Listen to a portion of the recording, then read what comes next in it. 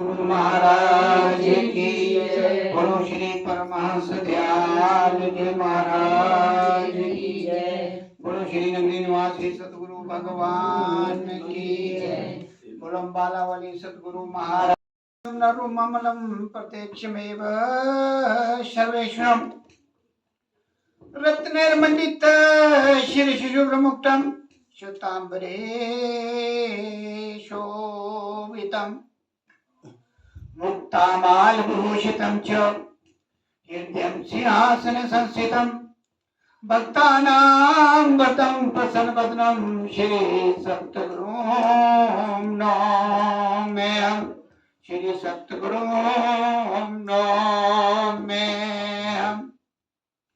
बंदो चरण सरोज गुरु मुद मंगलाकार जी सिमत नर होते भव सागर से पार, भव सागर से पार। गुरु जी के सिमरण मात्र से नाशत विघ्न अनंत तांते सर्वारंभ में ध्यावत सब संत, ध्यावत सब संत। जे ही खोजत ब्रह्मा थके, जे ही खोजत ब्रह्मा थके, सुर नर मुनि और देवा कहत कबीर सुन साधवा कर सतगुरु की सेवा, कर सतगुरु की सेवा। ब्रह्मानंदम परम सुखम केवलम ज्ञान मूर्ति द्वंद्वातीतं गगन सृजं तत्त्वमस्यादिलक्ष्यम् एकं नित्यं विमलमचलं सद्दिशाख्यभूतं भावातीतं त्रिगुणरहितं सद्गुरुं तां नमामि, सद्गुरुं तां नमामि। सब धरती कागज करूं लेखनी सब बन राय, सात समुद्र की मसी करूं पर गुरु गुण लिखा न जाए, गुरु गुण लिखा न जाए। अखंड मल्लाकारं व्याप्तं येन चराचरं तत्पदं दर्शितमेन तस्मै श्री गुरुवे नमः, तस्मै श्री गुरुवे नमः। गुरु ब्रह्मा गुरु विष्णु गुरुर्देवो महेश्वरा गुरु साक्षात् परब्रह्म तस्मै श्री गुरुवे नमः, तस्मै श्री गुरुवे नमः। तुमेव माता च पिता तुमेव बंधु च सखा तुमेव विद्या द्रविणं तुमेव सर्वं मम देव देव। बोलिए जयकारा बोल मेरे श्री गुरु महाराज की जय। जगत वंदनीय प्रातः समनीय सर्वहितकारी अद्वैत मत के संस्थापक दादा गुरु श्री परमहंस दयाल महाराज जी के चरणों में मेरा साष्टांग दंडवत कोटि कोटि प्रणाम। सभी के हृदय सम्राट शहंशाह पिता परमेश्वर जगत वंदनीय प्रातः समनीय श्री नगली निवासी सदगुरु भगवान जी के चरणों में साष्टांग दंडवत कोटि कोटि प्रणाम। अम्बाला वाले सदगुरु महाराज जी के चरणों में साष्टांग दंडवत कोटि कोटि प्रणाम। सारे संतन समाज को मेरा साष्टांग दंडवत कोटि कोटि प्रणाम। हमारे बीच में नंदलाल जी यहाँ के जो आपको हर समय जागृत रखते हैं। दुनिया सोई हुई है, जगाने वाला कोई कोई होता है। इनके चरणों में प्रणाम। बाकी जहाँ जहाँ से संगत आई है सभी को मेरा सादर प्रणाम और प्यार भरा जय सतानंद जी, भाई नायक राम जी की को जिस भी पर्पज से आज इन्होंने गुरु महाराज को याद किया है, गुरु महाराज इनकी जो भी इच्छा है पूर्ण करें, सतमार्ग में चलाएं और भक्ति का दान दें। बाकी चीज तो दुनिया की मिलती रहती हैं, सबसे बड़ी बात है कि भक्ति जिसको मिल जाती है उसका ही आना इस जीवन में सफल होता है। बाकी तो आ रहे हैं जा रहे हैं, साइकिल चली हुई है। तो इस आवागमन के चक्रव्यूह से हमें बचने के लिए जो ये गुरु महाराज की कृपा हुई, नगली निवासी भगवान जी की कृपा हुई है, जैसे भी आगे हमें रास्ते मिले हैं तो हम अपने को सौभाग्यशाली जीव समझते हैं। क्योंकि कहा है कि सत्संग में जाइए तज माया विमान, जितने जितने पग धरती धरे कोटि ने एक समान। आपके करोड़ों पुण्य बनते हैं जब सत्संग में कोई कितनी भी अड़चने आती हैं, संसार में बहुत सी परीक्षाएं होती हैं, क्योंकि काल का देश है, काल और माया का जाल है, और हम संसार के बंधनों में इतने बंधे हुए हैं कि हमें अपनी होश नहीं है। जो संडे का सत्संग होता है उसमें यही कहा जाता है कि हम सोए हुए हैं। सोने का मतलब है कि हम भक्ति से विहीन हैं, नाम भी लिया हुआ है, फिर भी हम संसार की तरफ भागे हुए हैं और दूसरी तरफ को भागे हुए हैं। अगर हम नाम का अभ्यास अच्छी तरह से करते हैं तो कहीं भागने की जरूरत नहीं है, क्योंकि जब हम उस स्टेज को पा लेते हैं तो वहां कोई भी चीज छोटी मोटी नहीं आती। ना 12 राशियों, जो ग्रह हैं 9 ग्रह 12 राशियों का, और जो दूसरे छोटे मोटे चलते हैं जादू टोना, इसका कोई प्रभाव नहीं पड़ता। जब हम नाम रूपी जो पार्समनी हमें मिली है उसका हम सही ढंग से, मतलब कहने का कि 24 घंटे हमारे पास है, 24 घंटे में से कम 1-1.5 घंटा भी लगाते हैं तो भी इधर उधर जाने की जरूरत नहीं पड़ती, जो हमने एक्सपीरियंस में पाया है।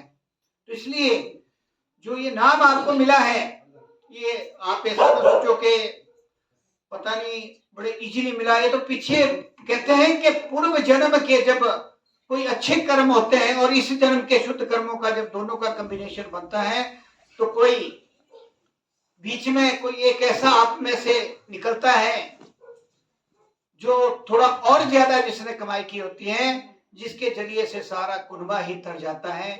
और जिस घर में सत्संगी पैदा होते हैं तो उसकी पीढ़ियों की पीढ़ियां तर जाती हैं। ऐसे बहुत से एग्जाम्पल हमने देखे हैं और महापुरुषों से सुने हैं। तो ये जो सत्संग की घड़ियां हैं ये हर किसी को नहीं मिलती। ये तभी मिलेगी जब आपका अंदर की सफाई धीरे धीरे जब आप सत्संग में जाते रहोगे, जितना सत्संग में बैठोगे, जितना नाम जपोगे, वैसे वैसे आपका ग्राफ ऊपर की तरफ जाएगा। आपका जो अंदर की सफाई जैसे जैसे होती जाएगी, नाम देखना कभी आप नाम के प्रति भी आप मतलब जब उठने के लिए नाम ही चाहते हुए भी आप उठेंगे और उसका पूरा आनंद लेंगे। अगर हम एक रूटीन बना लेते हैं कि जैसे शरीर के लिए खाना जरूरी है, अध्यात्म के लिए, अंदर की सफाई के लिए नाम जपना जरूरी है। कहते हैं कि एक घड़ी आदि, आदि से पुनियाद, तुलसी संगत साध की कटे कोटि अपराध। अब कई बार मैं प्रश्न करता हूँ, अब बड़े बड़े कई पढ़े लिखे टकरते हैं कि इसका मतलब क्या होता है। आपको तो बार बार बताया जाता है, क्योंकि जो घड़ियां आपकी यहाँ लग रही हैं इसमें आपके कोटि जो हम मनसा बचना कर्मणा से डेली हम कहते हैं कि एक सच्चा इंसान जो जैसे राजा हरिश्चंद्र जी थे, वो 60,000 पाप करता है, जो बिल्कुल सच्चा इंसान है। तो हम कितने करते होंगे, तो आप आइडिया लगाएं कि मनसा बचना कर्मणा से 24 घंटे में हम कितने करते होंगे, तो कोटि हमारे से अपराध होते हैं। तो इसलिए कहा है कि 6 मिनट अभ्यास करने से आपके मनसा वचना कर्मणा के किए हुए पाप साफ हो जाते हैं। आपका जो आज का एरियर है, अगर आप 6 मिनट भी करते हैं 24 घंटे में से, तो आज का एरियर आपका सम में आ जाता है, मतलब बराबर अपने पाप और पुण्य बराबर हो जाते हैं आज के 24 घंटे में से। अगर 12 मिनट करते हैं तो आपके देख लो ग्राफ के 10 सेकंड में 7 करोड़ की बंदगी होती है। कई बार प्रश्न किया जाता है कैसे होती है। ये हमारे शरीर के अंदर ये छोटे छोटे बाल हैं।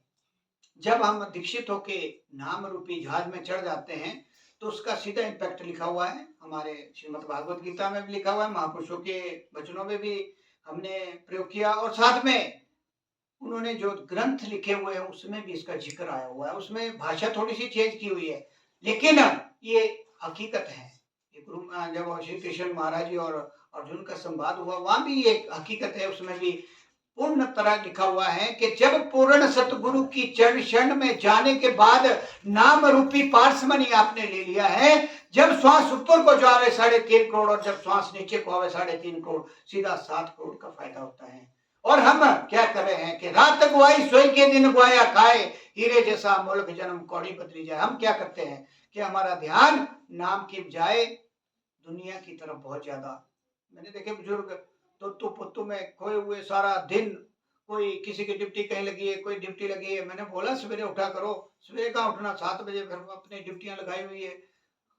संत लोग आकर आगाह करते हैं, महापुरुष लोग आगाह करते हैं कि जब हम यहाँ से जाएंगे कोई साथी ना होगा, ना तोतू होगा, ना पुत्तू होगा, ना बीबी होगा, ना बच्चे होंगे, ना कोई और होगा, केवल ये नाम और गुरु महाराज की चर्चा, जो महापुरुषों के पास हमने समय बिताया, जो आज जैसे आपने यहाँ बिताया, कोई भी बहाना लगता होगा, ये लाइक्राम के बस की बात नहीं है।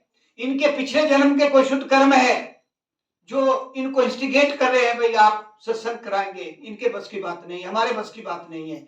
और इन्हीं के द्वारा कितनी रूहों का कल्याण हो रहा है, कितनी रूहों को यहाँ खुराक मिलती है। और जब तक हमें खुराक मिलती रहती है तो हमारी बॉडी ठीक रहती है। जब खुराक नहीं मिलती है तो हम भी, हमारी बॉडी डगमगाने लगती है, फिर डॉक्टर के पास जाना पड़ता है, वहां से फिर वो विटामिन बी, पता नहीं सी कैसी कैसी कैल्शियम की दवाइयां देते हैं, फिर खानी पड़ती है, और उसका रिएक्शन एक्शन होता रहता है, और हमारे जीवन में उतार चढ़ाव आते रहते हैं। इसी तरह अगर हम नाम की कमाई नहीं करेंगे और इधर कर्मकांड कर रहे या दूसरी पूजा भी करते, उससे भी गए और नाम भी नहीं, नाम लिया नाम ही बन गए, लेकिन वो ना आते गई और ना ही हम नाम जपते। कम से कम मैं सभी को, जितने गुरुमुख यहाँ बैठे हैं, उनको कम से कम 1 घंटा लगाना है। अगर लगाओगे तो आपका सर्व तरह से जो भी आपकी परेशानियां उसका भी हल मिलेगा।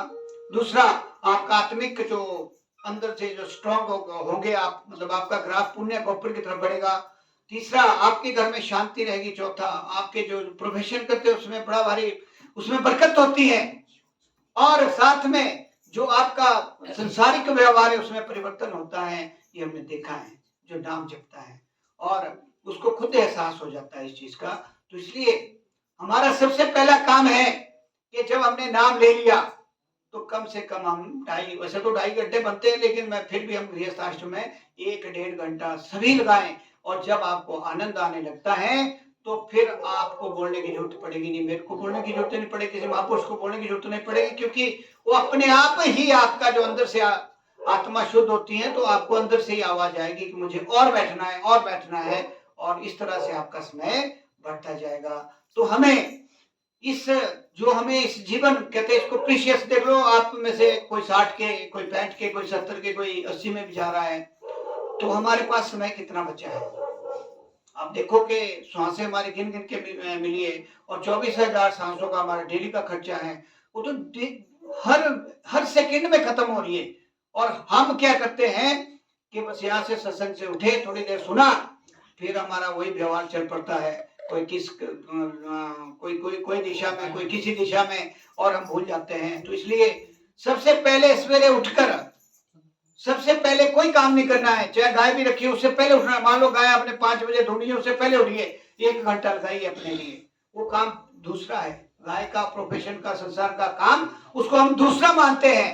पहला काम है कि सवेरे उठे, मुंह हाथ धोए, नहाने की कोई जरूरत नहीं है, या कोई वो नहीं है इसमें नियम, कोई नियम नहीं है। नहीं नीचे बैठा जाता, नहीं मतलब आपको वो ताली लगाई जाती, सीधे टांगे करके आप बिस्तर में ही बैठो, लेकिन नाम जपो।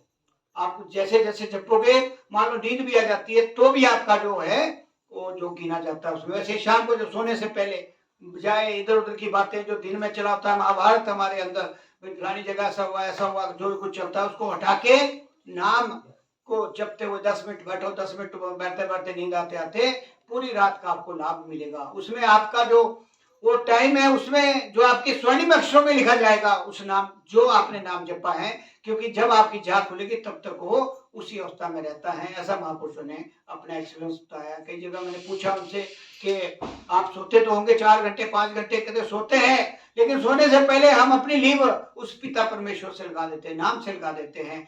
और यही साधन है हमारा।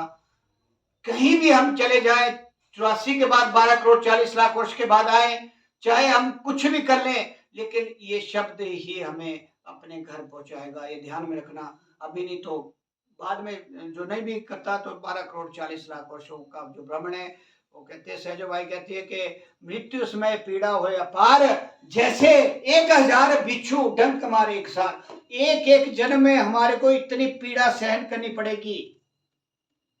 अब आपको पता है कि जब बच्चे का जन्म होता है तो माता को कितना दर्द होता है, मृत्यु समान कष्ट होता है। और जब जो जीव आत्मा अंदर पेट में रहती है, वो कितने नरकों में रहती है, कितना अंदर का, अगर उसका पूरा अगर खोलनी होती है उसकी पोथी, जब इसका पढ़ोगे तो कितने कष्ट में वो जीव रहता है, कितनी प्रार्थनाएं करता है, और इतने जन्म लेने पड़ेंगे 12 करोड़ 40 लाख वर्षों तक। तो बताओ आप क्या हाल होंगे हमारे।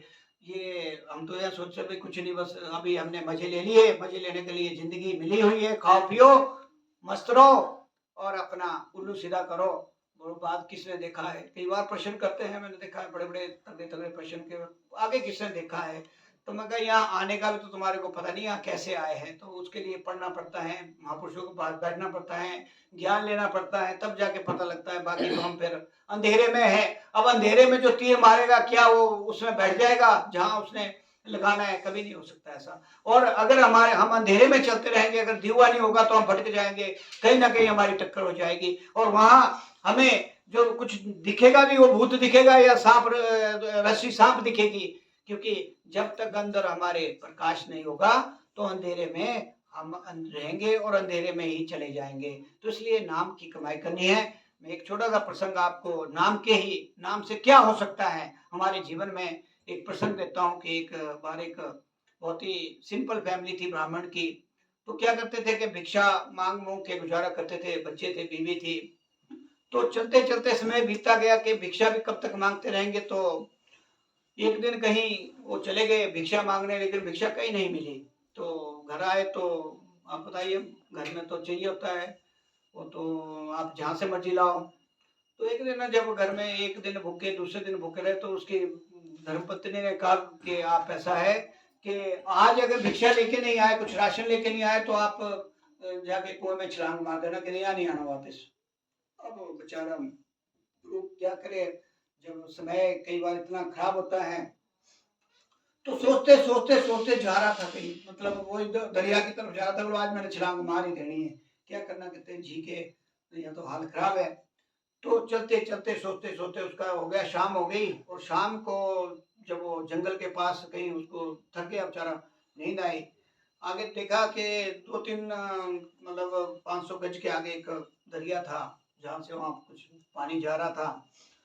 उसने विचार किया, फिर विचार करने के बाद गया आगे, लेकिन फिर हो गया कि आज रेस्ट कर लेते हैं। लेकिन क्या हुआ कि जैसे आज यहाँ आपके घर में सत्संग चल रहा है तो कुछ महापुरुष कहीं दूर वहीं सामने कोई टिब्बे पे एक सत्संग चल रहा था। सत्संग चल रहा था, वो उसको नींद तो कहाँ से आनी, जो मरने के लिए जा रहा है उसको नींद कहाँ से आनी? उसका तो एक ध्यान है भी अब क्या करूं मैं, कि घर से भी ऐसा है, मेरे पास साधन भी कोई नहीं है। तो उसके क्या हुआ कि जो रेस्ट उसने किया, वो जंगल में बैठा, तो वो जो आवाज वहां से आ रही थी, ये जयकारे की क्यों बोलते हैं आप लोगों को भी जोर से बोलना, जितने भी यहाँ आप आसपास है उन सबका कल्याण हो जाता है एक जयकारे से भी। तो जितने भी सुनते हैं, जिसके कान में वो गूंज चले गई उसको कुछ ना कुछ लाभ उसका आज नहीं मिलेगा तो कभी बाद में मिलेगा, चाहे वो मनमुख रहे तब भी मिलेगा उसको उसका लाभ। क्योंकि इसका बहुत लंबा क्या नाम है इम्पैक्ट होता है। जैसे आपके घर में होता है ना, यज्ञ कराते हैं, जो उसका धुआं चलता है पूरा एरिया शुद्ध हो जाता है उस धुएं से। मतलब जिस जहां तक उसकी किरणें जाती है वहां तक शुद्धता हो जाती है, वातावरण शुद्ध हो जाता है। तो वैसे ही क्या हुआ कि वो जब वो सत्संग सुन रहा था, 3 घंटे हो गए उसको वहां पड़े हुए सोचते सोचते कि कब मैं छलांग मारूं।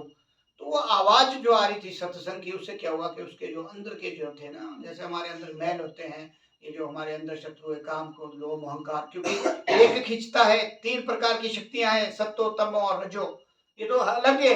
फिर मन है, मन की सेना है, काम क्रोध लोभ अहंकार ईर्ष्या द्वेष जेलसी, एक दूसरे को मतलब नीचा दिखाना, ये हमारे कंटिन्यू हमारे ऊपर अटैक करते हैं। तो होता क्या है, जब हम अच्छे वातावरण में बैठे होते हैं तो वहां किरणें अच्छी आती हैं, जैसी संगत वैसी रंगत। वो क्या हुआ कि वहां की किरणें, उस सत्संग की किरणें, मान लो भी कोई बाहर सुन रहा है, मेरी आवाज सुन रहा है, उसका भी अगर वो बिल्कुल दुष्ट आत्मा भी होगी, थोड़ी देर के लिए वो स्वच्छ आत्मा बन जाएगी।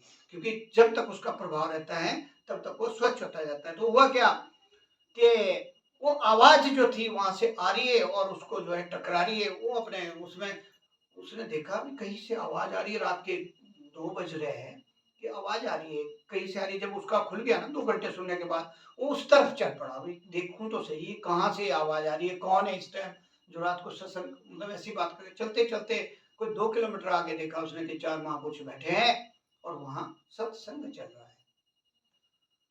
तो वो बैठ गया जाके, सत्संग हुआ 4 बजे खत्म।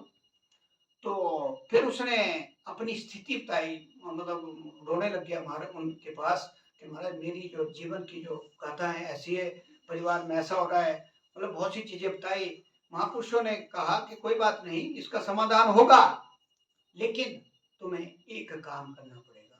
वो तो मरता क्या नहीं करता, तो बोलते कि आपके मेरे को इतनी दूर आवाज आने से ही मेरा बहुत कल्याण हो गया, तो आपके जो वचन हो गए मेरे सिर माथे पे हो गए। तो उन्होंने उनको उसको जो है नाम की मतलब पूरा नाम नहीं दिया, एक छोटा सा मंत्र दे दिया कि इसको तेने जपना है और तेने घर जाते रहना है, और अपने घर में ऐसे बोलना उनको कि मुझे सरकारी नहीं, एक सेठ के पास नौकरी मिल गई है, वहां भी उनको भी देखो, घर भी जाए आओ और इसको जपते चलो, हर टाइम इसको जपते चलना है, एक मंत्र दे दिया।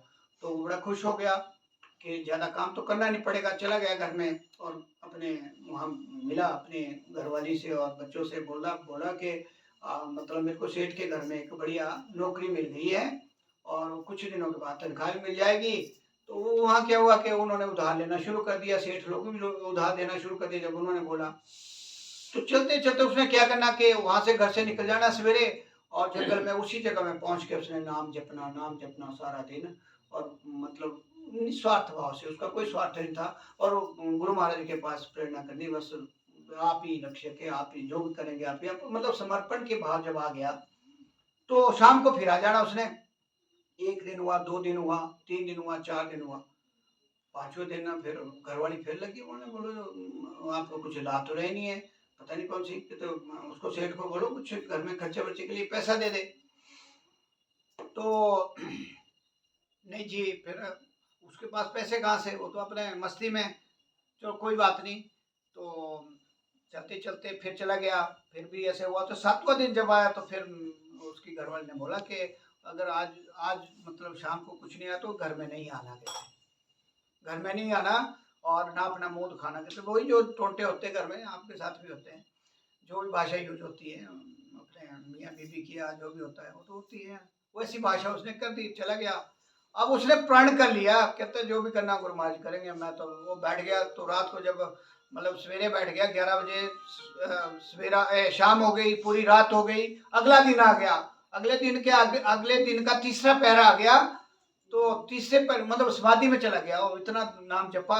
हुआ क्या कि वो जो गुरु महाराज थे उनको चिंता हो गई, मतलब पहले तो थी ना उसको चिंता, अब उसको मतलब जैसे हम आगे बढ़ते हैं किसी की भक्ति करते तो जो हमारी चिंता भर लेते हैं, तो उनको चिंता हो गई भी ये तो बहुत ज्यादा आगे निकल गया और अब तो मेरे को कहते इसकी चिंता करनी पड़ेगी। तो उन्होंने क्या किया, गुरु महाराज ने वो राजा का रूप बना के अपनी सेना सुना लेके सारा वो लेके जो होती है मतलब अपना सामान समूह लेके पहुंच गया जी। वो अपने उनके गांव में पता किया कि यहाँ कोई ऐसे ऐसे ब्राह्मण रहता है फलाना, उनका नाम ऐसे बाद में आया कि वो बेनी भक्त हुए हैं, जो कबीर जी और रविदास जी और अपने गुरु नानक देव जी के साथ उनका स्थान है आज की डेट में। उन भक्तों का बेनी जो भक्त हुए, बेनी ब्राह्मण की जब आप सुनोगे तो हुआ क्या कि वो जो राजा थे भगवान थे, मतलब गुरु महाराज थे, वो अपने सेना उनका राजा का रूप लेके उसके घर में पहुंचे, पता किया कि यहाँ कोई ऐसा बेनी भक्त रहता है। और फिर पता किया वो सारा ही उन्होंने लड़िया थड़िया बहुत सारा सोना चांदी पता नहीं क्या क्या लेके आए, वो हीरे जवाहरात क्या क्या भर के, भगवान क्या नहीं करता, वो सारे जो है उसकी जब इंट्रोडक्शन उसकी घरवाली से हुई तो सारे दे दिए उधर, और साथ में एक मकान उन्होंने जो है बना दिया उसी समय, मतलब अपने उससे जो होता है ना मंत्र से संकल्प से ही वहाँ मकान बढ़िया कोठी बना दी। अब उसकी समाधि लगी हुई है अपने ब्राह्मण की, वो वहाँ बैठा हुआ है जंगल में, उसकी समाधि खुलती है शाम को 7 बजे, वो भी प्रेरणा मिली होगी। तो शाम को आया, अब उसको तो ये फिक्र था कि घर वालों ने तो मेरे को मानना नहीं है, घर में तो मेरे को जूते ही पड़ने। दिखता है घर में आके के वो बड़ा महल बना हुआ, उसकी जो घरवाली है बड़े सुंदर कपड़ों में खूब थाली थोड़ी लेके खूब मतलब आरती करने के लिए बाहर आती है। वो बोलता है अभी ये कैसे हुआ, क्या हुआ है, कहते आप जहाँ नौकरी करते थे, सेठ ने बोला कि कई दिनों से मेरे पास काम कर रहा है और वो आए थे भाई। तो सब उसको ख्याल आया मैं तो किसी सेठ के पास नौकरी नहीं करता। तो फिर उसको मतलब एहसास हो गया अंदर से, क्योंकि जो नाम वाला होता है उसको सब पता लग जाता है भी क्या। तो फिर उसने जो है अपने को जो है पाया कि क्या गुरु महाराज जी क्या करते हैं, बड़े जोर जोर से और वहाँ बाहर बैठ के उसने जो आंसू बहाए अपने, मतलब कि इससे क्या होता है कि कहना का मेरा मतलब है कि जब आप गुरु आज्ञा में रहकर, जैसे हमारे नगली निवासी भगवान जी ने, वो तो मतलब पूर्ण संत थे, पूर्ण थे, परमात्मा थे, उस सतखंड से आए थे, लेकिन गुरु आज्ञा में रहकर उन्होंने 13 साल 1 महीना अपने शरीर को पूरा जला मतलब खत्म कर दिया था, लुथड़े निकल गए थे।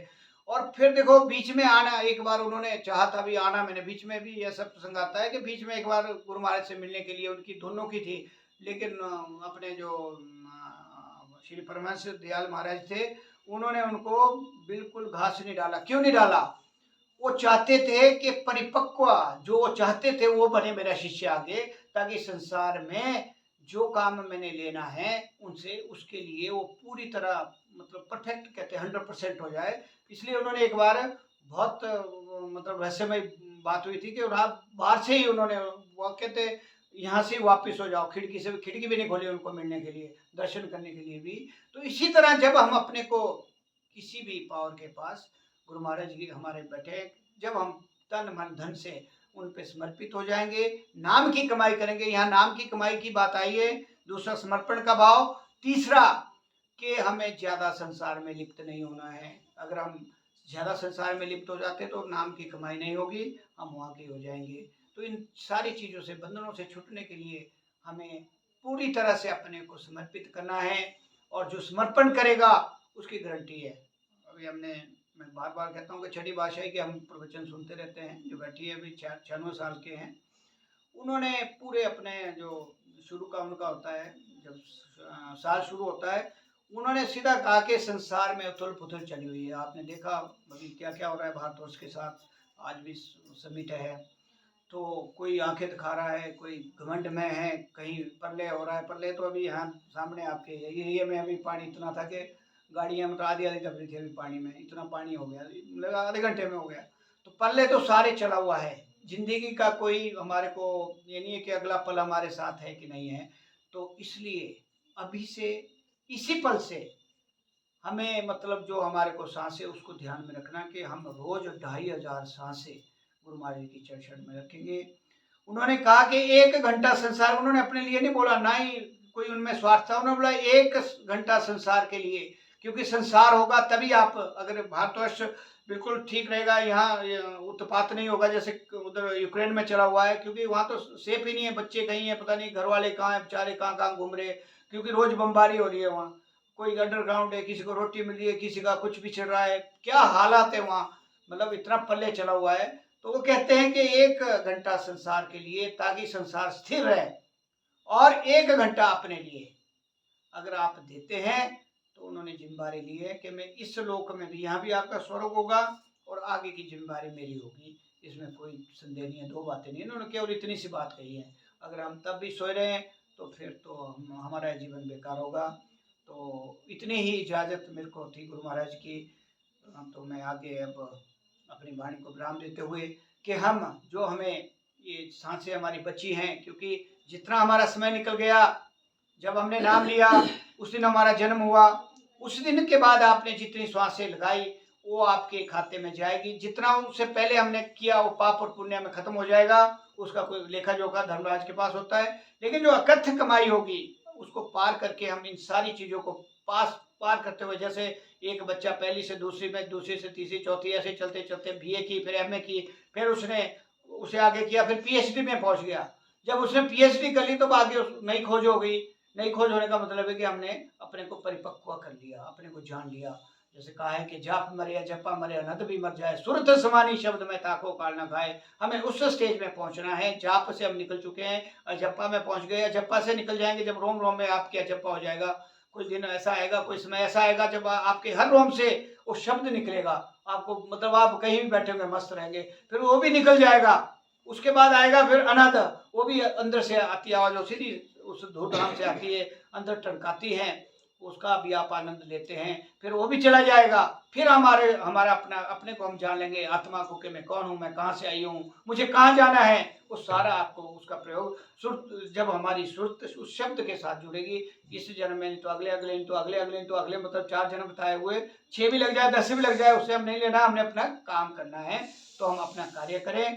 तो मैं इन्हीं शब्दों के साथ अपनी वाणी को विराम देते हुए बोलिए जयकारा बोल मेरे श्री सतगुरु महाराज की जय। बोलो श्री परमहंस दयाल जी महाराज की जय। बोलो नगली निवासी सतगुरु भगवान की जय। बोलो अम्बाला वाले सतगुरु महाराज की जय। बोलो सारे संत न समाज की जय। बोलो सारी संगत की जय। बोलो मौजूदा सरकार की।